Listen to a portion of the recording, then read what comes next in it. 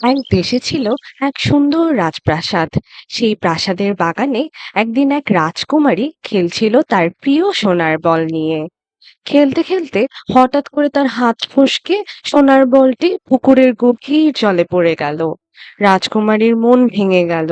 সে বসে বসে কাঁদতে লাগলো। ঠিক তখনই পুকুর থেকে একটা কুৎসিত দেখতে ব্যাঙ মাথা তুলে বলল, রাজকুমারী, তুমি কাঁদছো কেন? আমার সোনার বলটা পানিতে পড়ে গেছে, আমি আর সেটা পাবো না।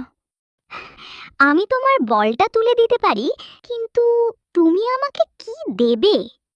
তুমি যা চাইবে আমি তাই দেব। মনে রেখো কিন্তু। তারপর ব্যাঙ জলে ডুব দিল, আর কিছুক্ষণ পর সোনার বল নিয়ে ফিরে এলো।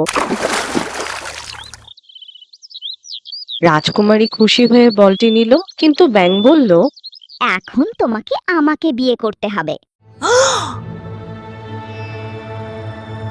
কি? এটা কখনোই সম্ভব না। তুমি তো একটা কুৎসিত ব্যাঙ। তুমি কথা দিয়েছো, কথা রাখতে হবে।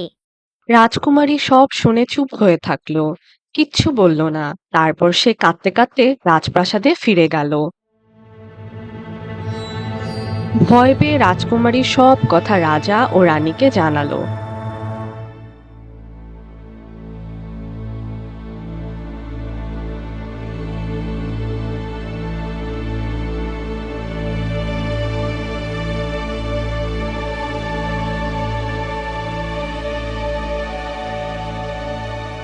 রাজা বললেন, কথা দিলে তা রাখতে হয় মেয়ে। অবশেষে ধুমধাম করে তাদের বিয়ে হয়ে গেল।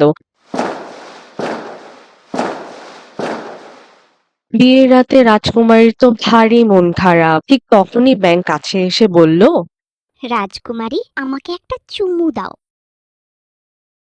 আমি কখনোই তোমাকে চুমু দেব না। একবার চুমু দিলেই তুমি এক জাদু দেখতে পাবে।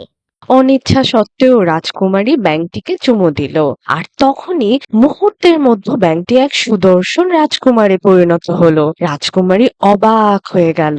রাজকুমার বলল, আমি এক জাদুর অভিশাপী ব্যাঙ হয়েছিলাম। তোমার ভালোবাসা আমাকে মুক্ত করেছে। রাজকুমারী ভারী লজ্জা পেল, কারণ সে প্রথমে তার কথা রাখতে চায়নি। তারপর থেকে তারা সুখে শান্তিতে বসবাস করতে লাগলো। আর রাজকুমারী শিখে গেল, কাউকে কথা দিলে সে কথা রাখতেই হয়।